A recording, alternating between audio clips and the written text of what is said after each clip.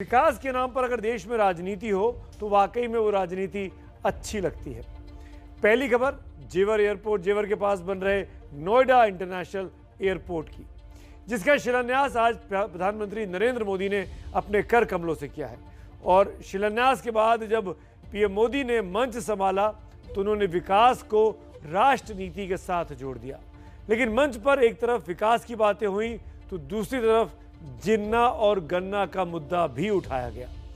आखिर यूपी की चुनावी राजनीति में क्या है एयरपोर्ट के शिलान्यास की भूमिका, इसको जानने के लिए आपको देखनी होगी मेरे सहयोगी पंकज झा और नीरज पांडे की ये खास रिपोर्ट। इंफ्रास्ट्रक्चर हमारे लिए राजनीति का नहीं बल्कि राष्ट्र नीति का हिस्सा है।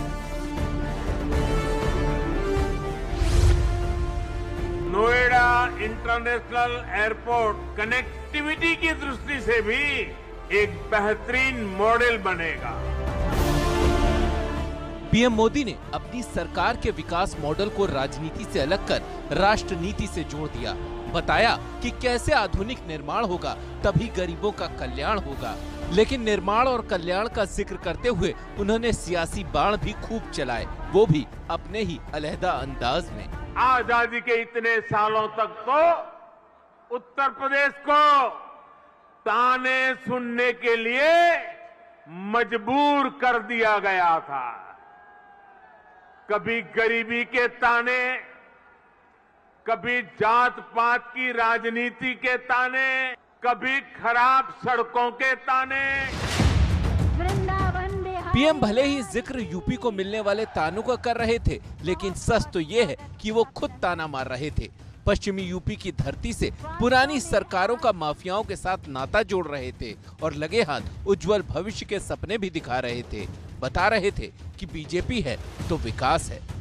कुछ राजनीतिक दलों ने हमेशा अपने स्वार्थ को सर्वोपरि रखा है, जबकि हम राष्ट्र प्रथम नेशन फर्स्ट की भावना पर चलते हैं। ऐसा माना जा रहा है कि किसान आंदोलन के चलते पश्चिमी यूपी में भाजपा की लोकप्रियता कम हुई है और अब जेवर एयरपोर्ट के आसरे आंदोलन से पड़े डेंट से डैमेज कंट्रोल तक का सफर तय करना चाहती है और पश्चिमी यूपी की 136 सीटों को साधना चाहती है। इन 136 सीटों को साधने के लिए ही विकास की आस में दशकों का इंतजार और डबल इंजन सरकार दोनों का जिक्र जोरदार तरीके से किया जा रहा है। आजादी के 7 दशक बाद पहली बार डबल इंजन की सरकार के प्रयासों से आज उत्तर प्रदेश देश के सबसे कनेक्टेड क्षेत्र में परिवर्तित हो रहा है। एक तरफ पीएम मोदी जनता को विकास की ऊंची उड़ान भरने के सपने दिखा रहे हैं तो दूसरी तरफ हैं सीएम योगी, जिन्होंने आज पीएम मोदी की मौजूदगी में ही जिन्ना का जिक्र फिर से छेड़ दिया। कि देश गन्ने की मिठास को एक नई उड़ान देगा या जिन्ना के अनुयायियों से फिर दंगा करवाने की शरारत करवाएगा। योगी आदित्यनाथ ने जिन्ना के नाम की सिर्फ चिंगारी लगाई थी, लेकिन केंद्रीय मंत्री संजीव बालियान ने उस चिंगारी को थोड़ा और भड़का दिया। ये तो पहले से रहा है और कुछ लोग उसे दोबारा महामंडन में उसके लगे हैं, तो हो सकता है मुद्दा हो भी जाए। अखिलेश ही है और कौन है। राजनीति में कुछ भी कहीं भी और कभी भी बेवजह नहीं बोला जाता। जेवर से जिन्ना का जिक्र छेड़ने के पीछे भी बीजेपी की सोची समझी रणनीति है। इसी रणनीति के तहत अखिलेश ने भी पश्चिमी यूपी में जिन्ना का जिक्र किया था। कुछ राजनीतिक दलों की स्वार्थ नीति कभी टिक नहीं सकती। प्रधानमंत्री नरेंद्र मोदी ने भारत के सबसे बड़े एयरपोर्ट का आज शिलान्यास किया है। ये वाकई में भारत के लिए और हम सब के लिए बहुत अच्छी बात है कि विकास के रास्ते खोले जा रहे हैं, सबकी भलाई के बारे में सोचा जा रहा है। लेकिन प्रधानमंत्री के उसी मंच से जिन्ना का सवाल भी उठाया गया। तो इसीलिए अब आज की इस लीड स्टोरी पर मेरी राय आपके सामने पेश है कि विकास के काम में संप्रदाय का तड़का नहीं लगना चाहिए। अगर आप इस राय से सहमत हैं तो मोबाइल नंबर 7823944001 पर मिस्ड कॉल दें और अगर आप असहमत हैं तो मोबाइल नंबर 7823944002 पर आप मिस कॉल दें। पूरे शो के दौरान आप मिस कॉल दे सकते हैं। राय आपके सामने स्क्रीन पर चल रही है, आपकी राय का हमको इंतजार है और कार्यक्रम के आखिर में नतीजे भी दिखाएंगे कि कितने लोग मेरी इस राय से सहमत हुए हैं या नहीं हुए, जो भी नतीजा आता है। तो एक बार फिर राय दोहराते हैं और फिर आगे बढ़ते हैं।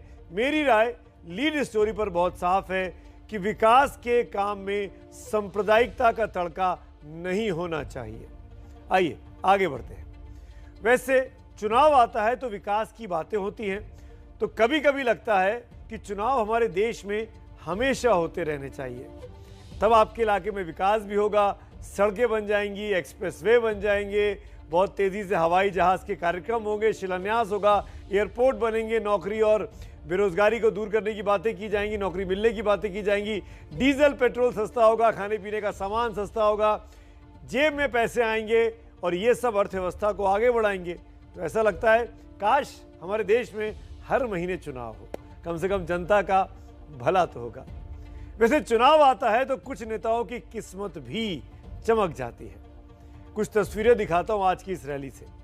यूपी के उप मुख्यमंत्री हैं केशव प्रसाद मौर्य, बीजेपी के सबसे बड़े इस चुनावों के आप कह सकते हैं कि दलित चेहरे हैं। आज वो जेवर में इंटरनेशनल एयरपोर्ट के शिलान्यास के मौके पर मौजूद थे। बताया गया है कि उनको खास तौर पर इस कार्यक्रम में बुलवाया गया।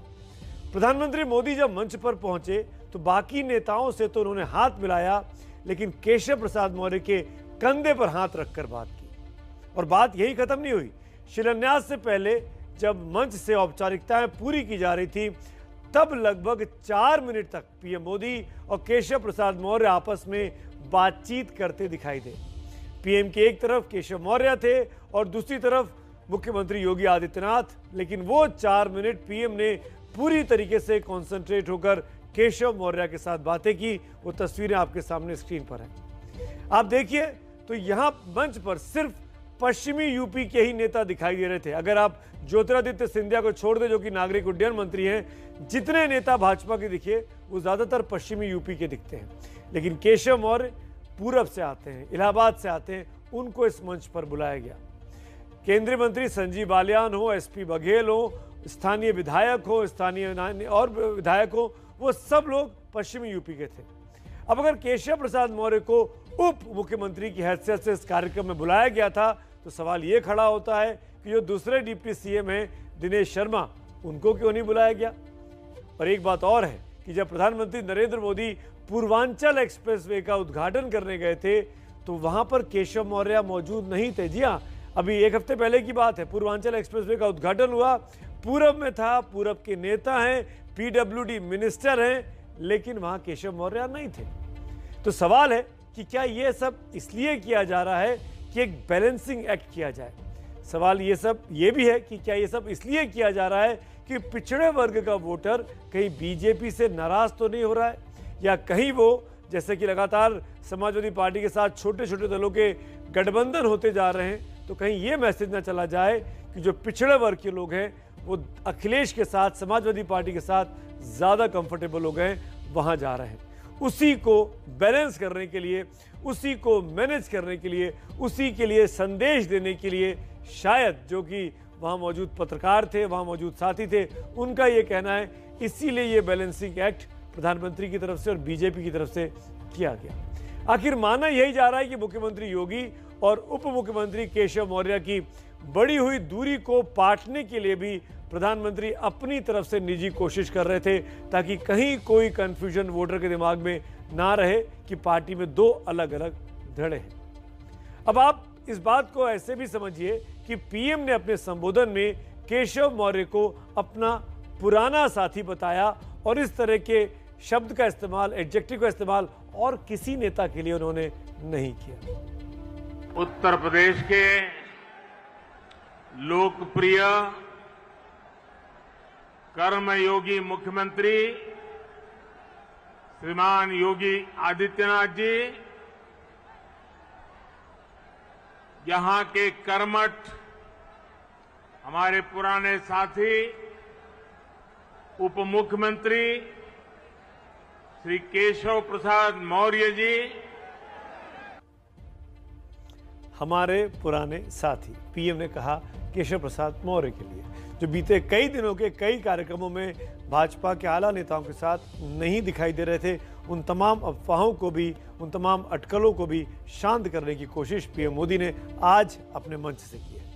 और अब उड़ान की बात करते हैं। अभी तो देश की राजधानी दिल्ली के लोग इंदिरा गांधी अंतर्राष्ट्रीय हवाई अड्डे से उड़ान भरते आए हैं, लेकिन 3 साल बाद नोएडा इंटरनेशनल एयरपोर्ट से भी प्लेन उड़ने लगेंगे। नोएडा अंतर्राष्ट्रीय हवाई अड्डा दिल्ली से 70 किलोमीटर दूर है। पेरिस में वेट्री एयरपोर्ट पेरिस से करीब 162 किलोमीटर की दूरी पर है।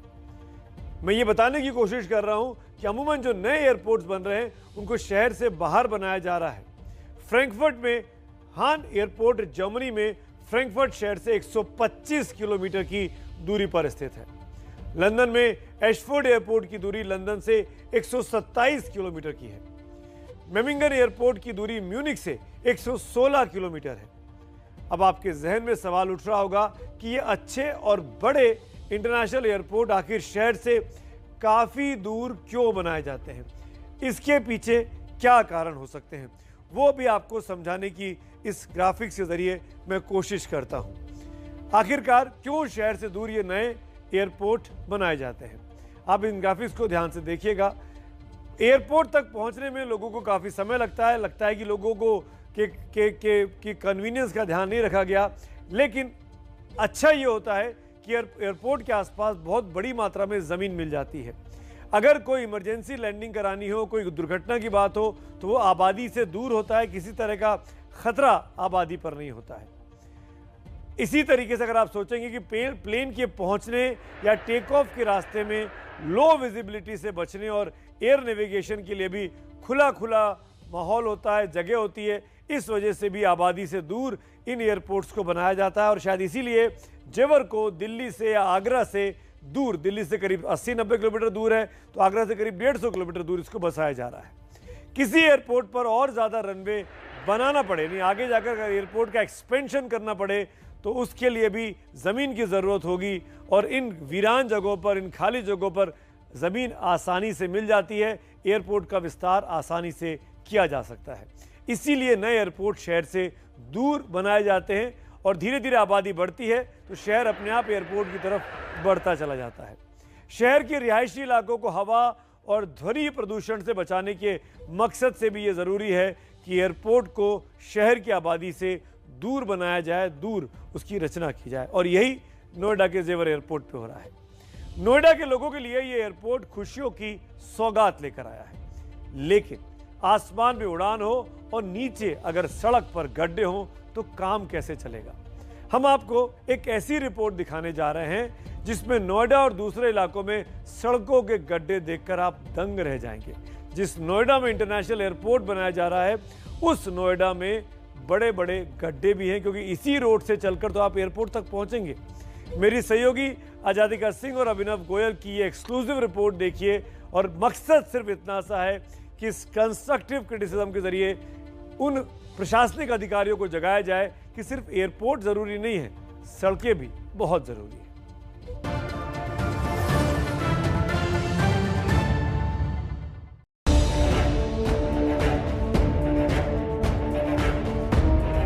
एक तरफ ऊंची उड़ान की तैयारी,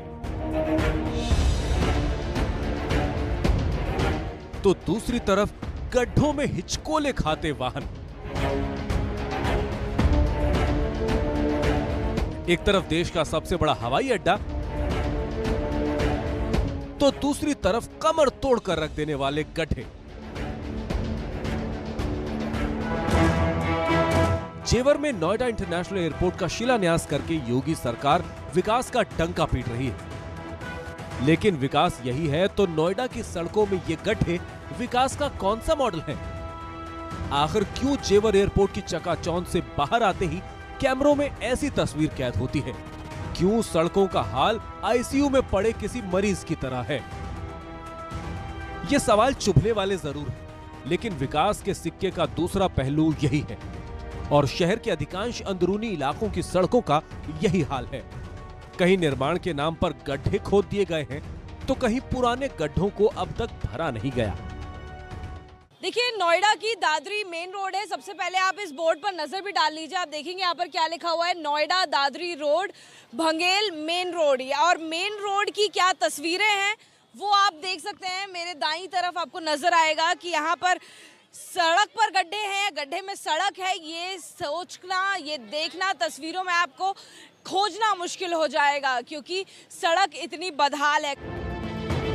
एयरपोर्ट पहुंचने के लिए अगर सारी जोर आजमाइश ऐसे गड्ढों के साथ ही होती रहेगी तो फिर विकास के दावे बेमानी से लगने लगते हैं। और स्याह सच तो यही है कि यूपी में 2 नोएडा बसते हैं। पहला आलीशान है, दूसरा परेशान है।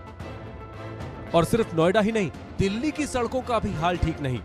ये दिल्ली को नोएडा से जोड़ने वाली सड़क की तस्वीर है। दिल्ली वालों को भविष्य में कभी अगर जेवर एयरपोर्ट जाना हो तो ये सड़क सबसे बेहतर विकल्प है, लेकिन इसका हाल भी बेहाल है।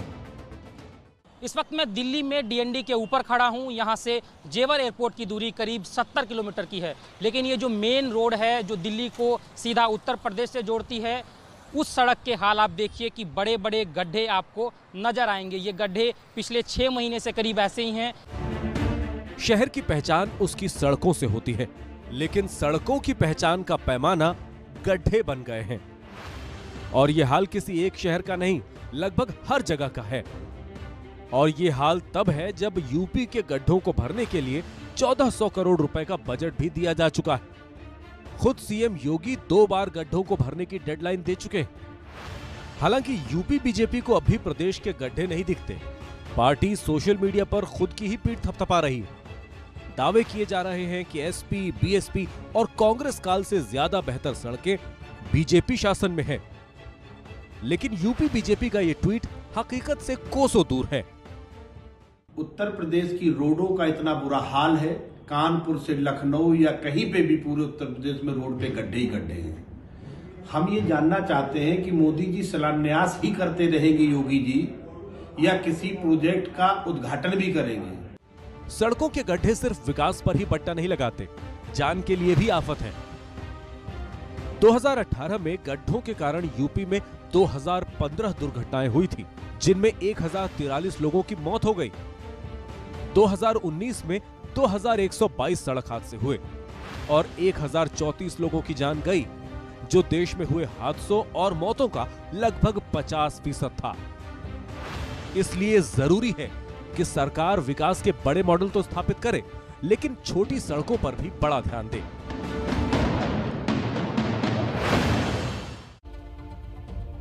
तो प्रधानमंत्री नरेंद्र मोदी इधर लगातार यूपी में विकास के काम को हरी झंडी दिखा रहे हैं। उत्तर प्रदेश में उनकी यात्रा लगातार अविरल चल रही है। खुद प्रधानमंत्री नरेंद्र मोदी ने कहीं किसी यूनिवर्सिटी की बुनियाद रखी है तो कुशीनगर में इंटरनेशनल एयरपोर्ट का उन्होंने उद्घाटन किया। यूपी को नए नए मेडिकल कॉलेजों की सौगात भी उन्होंने दी। तो वहीं पूर्वांचल एक्सप्रेसवे का लोकार्पण भी पीएम मोदी ने हाल ही में किया है। इन सब का मकसद स्वाभाविक रूप से विकास हो सकता है, लेकिन जब चुनाव की घड़ी सिर पर टिक टिक बज रही हो तो सिर्फ विकास का मसला नहीं हो सकता। आप देखिए कि प्रधानमंत्री नरेंद्र मोदी ने 5 महीने में 10 बार यूपी का दौरा किया है। पीएम मोदी पूर्वांचल में 3 बार गए। ये बीजेपी का गढ़ रहा है, जिसको बीजेपी इस बार हर कीमत पर बचा कर रखना चाहती है। पीएम मोदी लखनऊ समेत अवैध में 4 दौरे कर चुके हैं। पश्चिमी उत्तर प्रदेश में आज को अगर जोड़ लें तो वो 2 दौरे पूरे कर चुके हैं। और इसके साथ चौथा इलाका है यूपी का बुंदेलखंड का, वहां भी 1 दौरा पीएम का हो चुका है। जेवर के जरिए पीएम मोदी ने पश्चिमी यूपी का दिल जीतने का प्रयास किया, लेकिन पश्चिमी यूपी में किसानों के तेवर तीखे ही बने हुए हैं। किसान क्या करने वाले हैं ये हम आपको आगे दिखाएंगे।